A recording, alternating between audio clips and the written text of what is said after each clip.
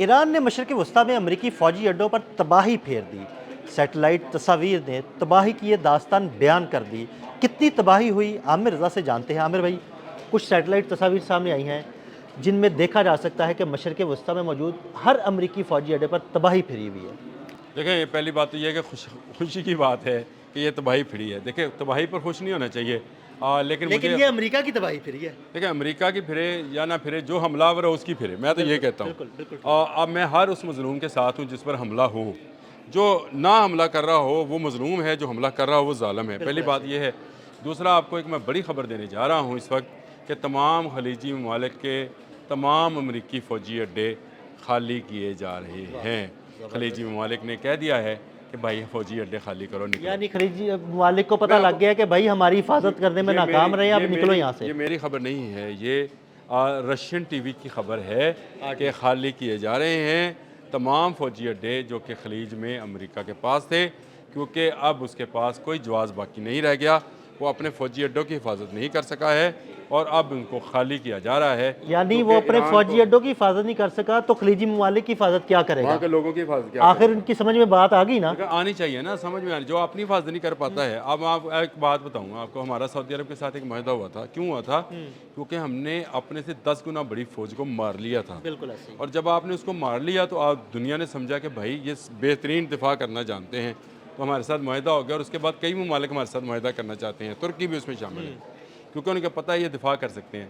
امریکہ یہ دفاع کرنے میں ناکام ہو گیا، ایسا ہی ہے۔ ایران اپنا دفاع کرنے میں کامیاب ہو گیا۔ جو میں کہتا ہوں امریکہ ہار گیا، ایسا ہی ہے۔ ایران جیت گیا، تو اس کی بڑی وجہ یہی ہے کہ جو دفاع کرنے میں کامیاب ہو جاتا ہے وہ فاتح ہوتا ہے۔ عامر بھائی، ساری بات ہی دفاع کی ہے۔ ہاں، ساری بات ہی دفاع کی ہے، اور اسی لیے ہم اس کو دفاعی ٹیکنالوجی کہتے ہیں، دفاعی فورسز کہتے ہیں، اور دفاعی جو ہے حکمت عملی کہتے ہیں۔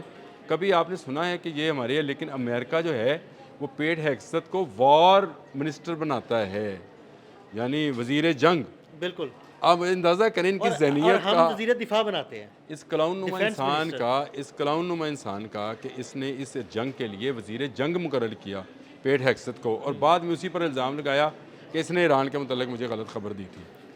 اب آپ اندازہ کریں، مطلب میں حیران ہوں۔ لیکن آپ کے لیے یہ بڑی خبر یہ ہے کہ خلیجی ممالک سے اس کا تسلط ختم ہونا شروع ہو گیا ہے۔ آرٹی نے اس کے لیے پوری وہ جو ہے وہ جاری کر دیا ہے کہ کیسے کیسے یہ اپنے اڈے جو ہیں یہاں سے خالی کریں گے، کیونکہ ایران اس کے خلاف مستقل کارروائیاں جاری رکھنے کا ارادہ رکھتا ہے۔ عامر بھائی، خلیجی ممالک نے اڈوں کے لیے جگہ بھی دی اور ان کو اربوں ڈالرز بھی دیے کہ جناب یہ پیسے پکڑے، ہماری حفاظت کریے گا۔ میزائل ان کا خرید کون رہا ہے؟ خلیجی ممالک۔ استعمال کون کر رہا ہے؟ ان کے فوجی۔ بالکل۔ اب اندازہ کریں نا، وہ کہتے ہیں چوپڑیاں نالے دو دو، بالکل۔ یعنی دونوں طرف سے لوٹ رہا تھا یہ امریکہ، لیکن ایران نے اس کی کلئی کھول دی کہ یہ بھائی دنیا میں کوئی سپر پاور نہیں ہے۔ اللہ تعالیٰ کسی کو جب قوت ایمانی دیتا ہے تو اس کے سامنے کوئی سپر پاور ٹھہر نہیں سکتی ہے۔ بالکل ایسے ہی ہے۔ وہ چاہے رومنز ہوئیں، چاہے پرانے چنگیز ہوئیں، چاہے پرانا کوئی بھی آپ اٹھا کر دیکھ لیں، جب قوت ایمانی سے سامنا ہوتا ہے تو بڑی بڑی فوجیں جو ہیں وہ یعنی 1,00,000 کے رومنز جو ہیں وہ 10,000 خالد بن ولید کے فوجیوں کے سامنے نہیں ٹھہر پائے تھے۔ یہ تاریخ ہے۔ میں ابھی ہماری پاس سب سے بڑی مثال 313 اور 1,000 کی ہے، وہ مثال ہے۔ اب مجھے بتائیں، جب اس طرح کی معاملات ہو تو اس میں اب یہ اپنے فوجی اڈے خالی کرنے جا رہا ہے۔ میں یہ کل جب خبر یہ میرے پاس آئی ہے دل صاحب، تو میں اتنا خوش ہوا کہ مجھ سے میرے گھر والے کہتے ہیں کہ یہ ہنس کیوں رہا ہے؟ میں نے کہا خبر ایسی ہے، کیونکہ مجھے نظر آتا تھا کہ ہمارے جو خلیجی ممالک ہیں، مسلمان بھائی ہیں، یہ پھنسے ہوئے ہیں۔ امریکہ ان کو دھمکاتا بھی ہے، ان کو لوٹتا بھی ہے، ان پر جو ہے وہ زور زبردستی بھی کرتا ہے، اور اپنی کمپنیز کے لیے رہتا لیتا ہے، بدماشی بھی کرتا ہے، اور تیل بھی۔ اب میں آپ کو بتاؤں، دوسرا ہدف جو ہے ایران کا تیل کے جو ان کے ویلز ہیں، جو کنویں ہیں، وہاں سے امریکی کمپنیوں کو نکالنا ہے، کیونکہ اگر وہاں پر حملے ہوتے ہیں اور تیل کی جو ہے نکالنا بند کیا جاتا ہے تو امریکی کمپنیز دیوالیہ ہو جائیں گی۔ آپ نے حرمت سے بھی دیوالیہ ہونا انہوں نے، کیونکہ وہاں سے تیل کی اگر تیل ترسیل نہیں ہو پائے گا، ویسلز خالی نہیں ہوئیں گے، کھڑے رہیں گے، تیل انہیں بھرا ہوا ہے، تیل استعمال نہیں ہوگا، جائے گا نہیں کہیں پہ، تو کیا فائدہ؟ اور تیل نکلے گا کیسے؟ بالکل ایسے ہی۔ تیل نکالا نہیں جائے گا تو اس کمپنیز کے ملازمین جو ہیں ان کو ہائیلی پیڈ کیا جاتا ہے، یعنی وہ امریکہ اور یورپ سے ہائر کیے جاتے ہیں اور یہاں آ کر وہ کام کرتے ہیں۔ وہ بے روزگار ہونے شروع ہوں گے. ان کو دیکھیں تنخواہیں کون دے گا؟ ابھی تو جنگ شروع ہوئی ہے, وہ جو تھا نا ابھی تو پارٹی شروع ہوئی ہے, ابھی تو جنگ شروع آگے ہوئی ہے. دیکھیے ہوتا ہے آج کیا. یہ 13واں روز ہے اور ان 13 روزوں میں 13 روز میں ویسے 13 کا حصہ سے مجھے یاد آیا, امریکن جو ہیں 13th فلور نہیں بناتے, کہتے ہیں منوس ہے. منحوس سمجھتے ہیں. یہ آج 13 کے نمبر کا دن کمرہ بھی نہیں وہ رکھتے. یہ آج میں آپ کو بتا رہا ہوں, یہ جو ہے 14 نمبر بنا لے, لیکن یہ 13 جو ہے آج کا دن 13واں دن ہے جنگ کا.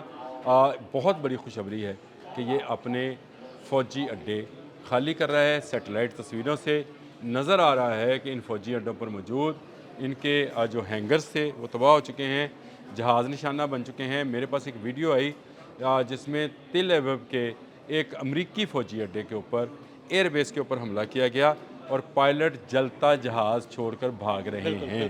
وہ ایک جہاز صرف اس ویڈیو میں, کیونکہ وہ بھی کوئی چوری سے ویڈیو بنی ہوگی, اسرائیل میں پابندی ہے, اس سے بھاگ رہے ہیں. تو اس سے اندازہ لگائیں آپ کہ کس حد تک ایران ان کے حواس پر اور ان کے جو ہے اعصاب پر سوار ہے, اور وہ اس کے خوف کے باعث یہ اب مڈل ایسٹ کو چھوڑنے جا رہے ہیں. اللہ کرے یہ صحیح ہو, یہ چھوڑ کر جائیں تو مسلم امہ ایک ہو جائے, کیونکہ یہ ایک نہیں ہونے یہی دیتے. سازشیں کرتے ہیں جو ایک ہونے نہیں دیتے مسلم امہ کو. یہی یہودی اور نصارہ جو ہیں, یہود و نصارہ جو ہیں, انہی کی سازشوں کی وجہ سے آج مسلمان بھائی دوسرے مسلمان بھائی کا گلا کاٹنے کو تیار ہے. کاٹنے والے کو نہیں پتہ کہ میں کیوں کاٹ رہا ہوں, اور کٹنے والے کو نہیں پتہ کہ میں کیوں کٹ رہا بالکل ایسے ہی ہوں. لیکن ہمیں ایک امت کی بجائے شرازوں میں بکھیر دیا گیا, مختلف گروپوں میں, گروہوں میں تقسیم کر دیا گیا. یہ قدرت شاید ایک موقع لے کر آئی ہے ہمارے لیے کہ ہم سب دوبارہ جو ہیں اکٹھے ہوں. امریکہ اور اسرائیل کا تسلط جو ہے ہم تسلیم نہیں کریں. اور میں آپ کو بتا دوں, آج یہ جنگ ٹلے گی تو پھر ایک لمبے عرصے کے لیے ٹل جائے گی انشاءاللہ. کیونکہ یہ جواب جو ہے جو ایران نے دیا ہے, ہاں جی, یہ جو جواب اس دیا ہے نا, کی توقع ان کو نہیں تھی. یہ غیر متوقع جواب ہے, اور اس کے بعد امریکہ اپنی وہ ساکھ جو کہ وہ ڈرایا کرتا تھا مختلف ممالک کو, وہ ختم ہو جائے گی. اور تمام ممالک یہ بات سوچنے میں مجبور ہو جائیں گے کہ دفاعی ٹیکنالوجی وہ جو اپنی ہو.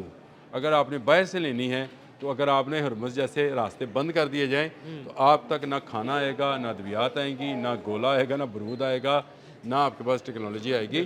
تو آپ ایک لینڈ لاک کنٹری کی طرح زندگی گزارنے پر مجبور ہوں گے. اب تمام وہ ممالک جو کہ اسلامی ممالک ہیں, جیسے ترکی ہے, انڈونیشیا ہے اور باقی ممالک ہیں, پاکستان تو ہے ہی, یہ تمام ممالک اپنے ڈیفنس کے متعلق سوچیں گے اور اپنا دفاع مضبوط کرنے کی بات کریں گے. ایران نے کیونکہ ثابت کیا ہے کہ ایک اچھا دفاع جو ہے وہی آپ کی بہترین حکمت عملی ہوتی ہے.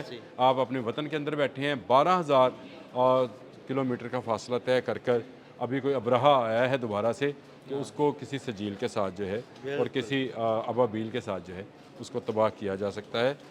یہ کوئی غیر ممکنہ چیز نہیں ہے. فوجی اڈے خالی ہو گئے, میں خوش ہوں. عدیل صاحب نے بات چھیڑ دی, میں نے کہا میں آپ سے اپنے دل کی بھی بات کہوں کہ ان کے فوجی اڈے خالی ہونے کا مجھے زیادہ خوشی کیوں ہے, کہ مجھے لگتا ہے کہ شاید مسلم دنیا پھر سے ایک امت کے طور پر ریئیکٹ کرے گی اور یہود و نصارہ کے خلاف ایک مشترکہ کارروائی کر سکتی ہے. بہت شکریہ عامر بھائی. عامر بھائی نے تازہ ترین صورتحال سے آپ کو آگاہ کیا. عدیل احمد اور عامر رضا کو اجازت دیجیے گا. اللہ حافظ.